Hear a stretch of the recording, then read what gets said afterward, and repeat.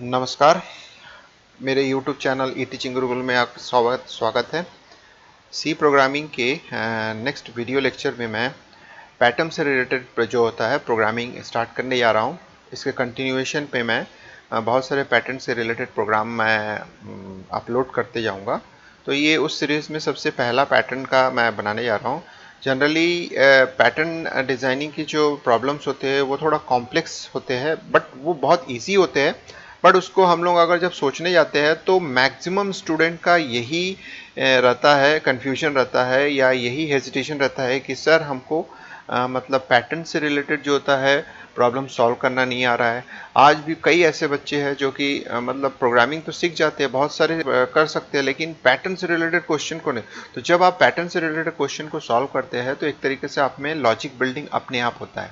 तो अगर आप पैटर्न को प्रिंट करना चाहते हैं तो उससे पहले उसके उसका जो स्ट्रक्चर है और उसका जो डेफिनेशन है उसको समझना जरूरी है। अगर आपको एक चीज़ समझ में आ गई तो आप जो होता है पैटर्न डिजाइनिंग को इतनी इजीली बना सकते हैं कि आपको समझ में नहीं आएगा कि किस तरह से आप बना रहे हो। तो इस कॉम्प्लेक्स से कॉम्प्लेक्स प्रोग्राम को भी आप बना सकते हो। तो मैं यहाँ सिंपल पैटर्न का दो पैटर्न है जिसको मैं डिजाइन करने वाला हूँ। इसमें से पहला पैटर्न आप देख सकते हैं, मैं यहाँ 5 लाइन लेके बना रहा हूँ। ऐसे ही आप जो होता है बढ़ा सकते हैं इसको। तो मैं एक एग्जांपल के लिए n इज इक्वल टू 5, ये ध्यान देंगे मैं ये सब चीज़ें क्यों ले रहा हूँ, क्योंकि इसी चीज़ को मैं यूज़ करूँगा अपने प्रोग्रामिंग में। यानी जो सराउंडिंग दिख रहा है, जो चीज़ें हम कंसीडर करेंगे, जो चीज़ें हम मान के चलेंगे, यानी मैं इस ड्यूरेशन में आपको ये भी बता जाऊँगा कि आप मान के चलो, मैंने कुछ कुछ चीज़ें मैं आपको बताते भी जाऊँगा, तो उस पर आप ध्यान दोगे, कॉन्सेंट्रेट करोगे कि मैं क्या बता रहा हूँ। मैं कभी बताऊँगा लाइन नंबर बताऊँगा, कभी बताऊंगा कॉलम नंबर, ठीक है। तो ये जो लाइन नंबर कॉलम नंबर है, यही चीज जो होता है मेरे लिए हथियार है इस पर्टिकुलर पैटर्न डिजाइन को सॉल्व करने के लिए। और कुछ कुछ मैथमेटिक्स है हम लोग इस्तेमाल करेंगे, वो तो आते रहेगा, वो आपको पता चलेगा। तो थोड़ा ध्यान से इस वीडियो को आप देखिएगा लास्ट तक, तो आपको समझ में आ जाएगा कि पैटर्न बनाना बहुत ईजी है और उसको कोडिंग में कन्वर्ट करना भी बहुत ईजी है। तो सबसे पहला तो हम ये वाला देखेंगे। तो हमने 5 लाइन का दिया है। अब 5 लाइन कैसे है देखिए, ये 1 2 3 4 5, यानी ये 5 लाइन का है हमारे पास। तो ये जो 5 लाइन है, इन 5 लाइन को हमको ड्रॉ करना है। इसमें मैं 3 लाइन का भी ले सकता था, एग्जाम्पल के लिए मैंने 5 लाइन। तो 5 लाइन मतलब हमारे पास टोटल नंबर ऑफ लाइन को हम n ले लिए। तो देखिए ये ध्यान देना है कि n हमने क्या रिप्रेजेंट किया है, टोटल नंबर ऑफ लाइन। अब मैं हर एक लाइन को यानी एक आइडेंटिफिकेशन दे रहा हूं, यानी इंडेक्स नंबर दे रहा हूं, जिसको हम लोग बोल रहे हैं i इज इक्वल टू 1। यानी आप बोल सकते हो कि i एक रो है, तो रो 1 यानी i इज इक्वल टू 1 हमने लिया।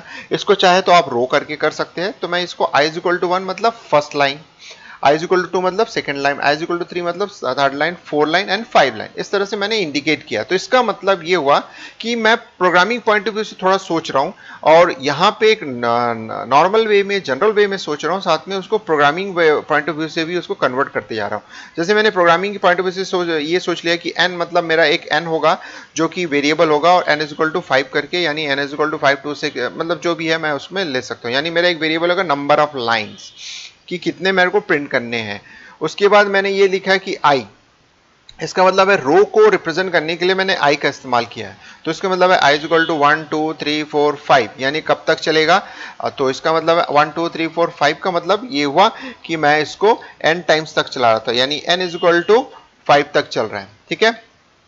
तो आपको समझ में आ गया कि n इज इक्वल टू 5 तक कैसे चल रहा है। तो इसका मतलब है कि मैं i इज इक्वल टू 5 मतलब n इज इक्वल टू 5 ले रहा हूं, तो वो n के इक्वल हो रहा है। सो अब आ जाते हैं, समझने की कोशिश करते हैं। तो आप देखिए कि फर्स्ट लाइन, अब आ जाते हैं क्वेश्चन। फर्स्ट लाइन यानी i इज इक्वल टू 1 लिया है, तो इसका मतलब है फर्स्ट लाइन। तो फर्स्ट लाइन बोल रहा हूं और नंबर ऑफ कैरेक्टर भी 1 है, तो इसका मतलब है लाइन नंबर भी 1 है और नंबर ऑफ कैरेक्टर भी 1 है। आप देख सकते हैं उस तरह से लाइन नंबर 2 है और नंबर ऑफ कैरेक्टर भी 2 है। उस तरह से आप देख सकते हैं लाइन नंबर 3 है, नंबर ऑफ कैरेक्टर भी 3 है, और लाइन नंबर 4 है, नंबर ऑफ कैरेक्टर भी 4 है, और लाइन नंबर 5 है और नंबर ऑफ कैरेक्टर भी 5 है। तो इस तरह से आप देख सकते हैं कि मेरा जो लाइन नंबर है वही कैरेक्टर मतलब नंबर ऑफ कैरेक्टर रिप्रेजेंट कर रहा है। तो क्यों ना मैं आई को ही इस्तेमाल करूं और जो आई में एक्सेप्ट कर रहा हूं उतने नंबर ऑफ टाइम्स कैरेक्टर को प्रिंट करने के लिए करूं। तो इसका मतलब ये हुआ, अगर मेरा लाइन नंबर 1 हुआ तो मैं एक लूप चलाऊंगा, ठीक है। वो लूप में बताऊंगा कि वो जो लूप है आई को मतलब नंबर ऑफ टाइम्स उसमें आई होगा, आई मतलब लाइन नंबर जो है वही उसका नंबर ऑफ टाइम्स है। सेकेंड जब लूप चलेगा तो इसका मतलब है जो लाइन नंबर 2 है तो इसका मतलब है लाइन नंबर 2 मेरे लिए जो होता है नंबर ऑफ इटरेशन यानी नंबर ऑफ लूप होगा वो हमारे लिए। उस तरह से लाइन नंबर 3 मतलब जब मैं ले रहा हूं तो इसका हम क्या करेंगे कि 3 बार हम उस लाइन मतलब लाइन नंबर 3 बता रहा तो इसका मतलब है मेरा जो लूप चलेगा वो 3 बार चलेगा। लाइन नंबर 4 मतलब मेरा लूप 4 बार चलेगा। तो इसका मतलब है लाइन नंबर को मैं नंबर ऑफ टाइम्स काउंट कर रहा हूं। तो ये जो चीजें मैंने यहाँ पे आपको एक कंक्लूजन करके बताया कि किस तरह से मैंने इसको एनालिसिस किया। तो तो इसका मतलब है मेरा जो लाइन नंबर है वही मेरा नंबर ऑफ इटरेशन है, number of iteration 2, number of iteration 3, 4, 5। अब आ जाते हैं कि इसके लिए हमको कोडिंग में क्या सोचना पड़ेगा। कोडिंग में ये सोचना पड़ेगा कि आपके पास जो है 5 टाइम्स लूप चलेगा। 5 टाइम्स लूप का मतलब आपको समझ में आ रहा है कि मैं 5 टाइम्स इसको जो है लूप बनाऊंगा, लूप चलाते रहूंगा। तो यानी first time, second time, third time, fourth time, 5 time, तो यानी रिपीटेशन। तो इसका मतलब है मेरे पास 2 लूप होने चाहिए, एक आउटर लूप और एक इनर लूप। तो उसके लिए हम अब स्ट्रक्चर में आ जाते हैं कि कैसे होगा। उसके बाद मैं सेकंड वाला पैटर्न समझाऊंगा आपको। सेकंड वाला पैटर्न जो होता है फर्स्ट वाले पैटर्न का जस्ट रेसिप्रोकल है, उल्टा है। मैं सिंपल कोडिंग में चेंज करके मैं आपको बता दूंगा कैसे होता है। तो ये चीजें आपको समझ में आ गई। यानी नंबर ऑफ लाइन नंबर मेरे लिए होता है नंबर ऑफ लाइंस, यानी लाइन नंबर मेरे लिए होगा नंबर ऑफ काउंट, यानी नंबर ऑफ कैरेक्टर को कितने बार प्रिंट करना वही। तो इसमें सबसे पहले तो हमारे पास क्या क्या होनी चाहिए, जो मैंने बताया कि एक इंटीजर n होना चाहिए, ठीक है, और i होना चाहिए। तो i मैं ले लिया, n मैं ले लिया, ठीक। अब उसके बाद CLR SCR एक होगा। उसके बाद क्लियर करने के बाद मैं एक मैसेज दूंगा, जैसे मैं यहाँ पे लिखता हूँ। अभी फिलहाल के लिए मैं n=5 करके चला के देखता हूँ, फिर बाद में स्कैनएप कर सकता हूँ मैं इसको। अब मैं इसको जब रन करता हूँ तो रन करने के लिए मुझे, मैंने क्या बोला, 5 टाइम रिपीटेशन हो रहा है। तो इसका मतलब है टोटल नंबर ऑफ लाइन 5 है। तो इसका मतलब फॉर लूप मैं बनाऊंगा जो कि लाइन नंबर पे जंप करेगा, लाइन नंबर को रिप्रेजेंट करेगा। तो इसका मतलब है i=1 से शुरू करूंगा। i की value less than equals to, मैंने क्या बताया, 5। 5 की जगह मैं n इस्तेमाल कर सकता हूं क्योंकि मैं n को टोटल नंबर ऑफ लाइन के लिए रिप्रेजेंट कर रहा हूं। और उसके बाद i प्लस प्लस। तो इसका मतलब ये जो फॉर लूप है, ये फॉर लूप जो होता है सिंपली जो होता है क्या कर रहा है, आपको नंबर ऑफ लाइंस के लिए बता दिया। यानी पहले नंबर पहले लाइन पे जाएगा, दूसरा लाइन, तीसरे लाइन। तो पहले लाइन पे 1 प्रिंट करना है, दूसरे लाइन पे 2 प्रिंट करना है, तीसरे लाइन में 3। तो यानी सेम काइंड ऑफ रिपीटेशन हो रहा है, लेकिन नंबर ऑफ टाइम्स अलग अलग लाइन नंबर के हिसाब से बढ़ जा रहा है। तो अब मैं इसको ये करने के लिए इसको ब्रैकेट लगा दिया। तो ये आउटर जो लूप है वो रिप्रेजेंट करता है कि जो लाइन जंप के लिए रिप्रेजेंट कर रहे हैं, first line, second line, third line, fourth line के लिए ये आउटर लूप लगा दिए। अब एक इनर लूप लगाना पड़ेगा। क्यों? क्योंकि हर लाइन नंबर के लिए उसका जो था नंबर ऑफ कैरेक्टर वो प्रिंट करने का काम करता है। तो उसके लिए हमको एक फॉर लूप लगाना पड़ेगा। अब फॉर लूप में अब डेफिनेटली अगर मैं यहाँ पे आई लिया हो तो इसका मतलब इनर के लिए मुझे एक दूसरा वेरिएबल लेना पड़ेगा। तो मैंने j डिफाइन कर दिया।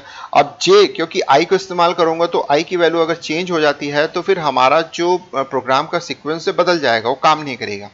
तो फर्स्ट लाइन नंबर के लिए होता है हमारे पास टोटल नंबर ऑफ कैरेक्टर कितने बार प्रिंट करेगा, 1। तो उसको कैसे करके बताऊंगा। तो j शुरुआत हो रहा है। अब देखिए कि यहाँ पे लॉजिक है, बहुत सिंपल सा लॉजिक है। मैंने क्या बताया था कि line number he total number of characters है। तो इसका मतलब है मैं यहाँ पे i इस्तेमाल करूंगा। तो i इस्तेमाल करने से क्या होगा, जो लाइन नंबर रीड करके आएगा उसको ये मानेगा कि मैं उतना ही प्रिंट करूंगा, यानी लाइन नंबर के हिसाब से मुझे प्रिंट करना है। यानी मैं अगर लाइन नंबर 1 है तो मुझे एक कैरेक्टर प्रिंट करना, तो मैंने यहाँ पे, तो ये जो होता है ये इंपॉर्टेंट है। और यही चीज जो होता है आपको अगर समझ में आ जाता है पैटर्न मैचिंग में, तो ये चीजें बहुत ईजी हो जाती है। तो देखिए ये, अब मैं इसको j++ करता हूं।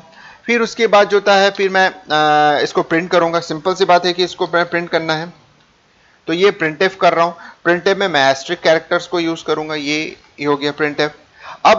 अब एक इंटरेस्टिंग चीज है जो आपको ध्यान देना है, क्योंकि सी लैंग्वेज का आप यूज कर रहे हो तो इसका मतलब है एक लाइन प्रिंट होने के बाद हमारा ब्रेक होना चाहिए। तो सी में अगर आप प्रिंटफ इस्तेमाल करते हैं तो हमेशा वो कंटिन्यूएशन पे ही प्रिंट करता है, चाहे दूसरी बार रन करो, तीसरी बार रन करो, वो हमेशा उसी लाइन पे प्रिंट करता है। ये तभी दूसरे लाइन पे जाता है जब तक आप /n यूज नहीं करते हो। अब सवाल ये होता है कि मैं यहाँ /n क्यों नहीं यूज कर रहा हूं। अगर मैं यहाँ /n यूज करूंगा तो सब चीजें गलत हो जाए। क्यों? क्योंकि आपका एस्ट्रिक जो होता है कंटिन्यूएशन में प्रिंट होने के बाद ब्रेक होना चाहिए। तो इसका मतलब ये हुआ, देखिए ध्यान देंगे यहाँ पे, ये जो है स्टेटमेंट ये तो एग्जैक्टली सही है, ये ऐसे चलेगा, लेकिन जैसे ही ये काम खत्म होगा तो मुझे एक ऐसा चाहिए कि लाइन ब्रेक होना चाहिए। तो लाइन ब्रेक होने के लिए मैं यहाँ पे एक प्रिंटफ इस्तेमाल करूंगा। तो ये जो प्रिंटफ इस्तेमाल कर रहा हूं ये मेरे लिए इंपॉर्टेंट है। अगर आप इसको नहीं दोगे तो ये कंटिन्यूएशन में प्रिंट करते जाएगा और सारा चीजें एक लाइन में प्रिंट करके छोड़ देगा। तो यानी हमारा काम खत्म होने के बाद, यानी जो इनर वर्क कर रहे हैं, इनर लूप चला रहे हैं, यानी प्रिंटिंग का काम कर रहे हैं, एस्ट्रिक प्रिंटिंग का काम कर रहे हैं, उसके बाद जैसे ही खत्म होता है लाइन ब्रेक हो जाना चाहिए। अब उसके बाद देखिए सब कुछ हो गया, सब कुछ वेल एंड मैनेज्ड है। तो मैं इसको सेव कर देता हूं। हमेशा जब भी आप रन करना चाहेंगे तो एक इंपॉर्टेंट टिप्स है, इसको आप हमेशा सेव कर लीजिए प्रोग्रामिंग को, जो ताकि अगर कोई इनफाइनाइट लूप हो जाता है या कोई मैल फंक्शनिंग होता है तो आपका कोड सेव रहेगा। तो इसको मैं रन करके देखता हूं। और सबसे पहले तो कंपाइल करना है, तो उसके लिए F9 प्रेस करेंगे। F9 प्रेस करने से कोई कंपाइलेशन में प्रॉब्लम्स नहीं आ रहा है। इसके बाद मैं इसको रन करता हूं। जैसे ही रन करता हूं तो आप देख सकते हैं ये प्रिंट हो गया। चलिए मैं इसको आपको एनिमेशन में भी दिखा सकता हूं, तो कैसे दिखाऊंगा वो चीज मैं आपको दिखा रहा हूं। चलिए मैं यहां पे एक डिले फंक्शन लगाता हूं जो आपको ये बताएगा कि ये आपको शो करेगा, 1 by 1 शो करेगा कि ये कैसे काम करता है। चलिए देखते हैं ये काम करता है कि नहीं। सो ये जो होता है आपको अभी थोड़ा सा प्रॉब्लम कर रहा है डिले फंक्शन। मैं इसको अभी थोड़ा देर में बताता हूं कैसे काम करता है। ठीक है, हो सकता है इसको क्लोज करके चालू करना पड़ेगा। हाँ, तो सॉल्यूशन मिल गया। एक्चुअली हमको डिले फंक्शन अगर लगाना है तो हर एक प्रिंटिंग के लिए लगाना पड़ेगा। तो मैं यहाँ पे एक डबल स्टेटमेंट यूज करूंगा। तो यहाँ पे मैं डिले यूज करूंगा।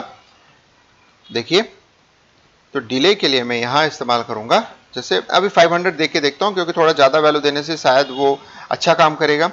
तो अगर स्लो हो जाता है तो फिर मैं उसको बताऊंगा। तो देखिए इस तरह से प्रिंट हो रहा है, देख सकते हैं आप किस तरह से प्रिंट हो रहा है। तो ये आपका डिले फंक्शन लगाने से ये प्रिंट हुआ। तो आप देख सकते हैं कि किस तरह से हमारी जो प्रिंटिंग है वो हो रही है, 1 by 1 हो रही है। तो डिले फंक्शन का यूज करके हमने किया। तो एक स्ट्रेट फॉरवर्ड है जो कि नंबर 1 पैटर्न को किया। तो नंबर 1 पैटर्न को हम लोग प्रिंट करने के लिए सिंपल सी बात है, जो लाइन नंबर है वही नंबर ऑफ टाइम्स प्रिंटिंग है।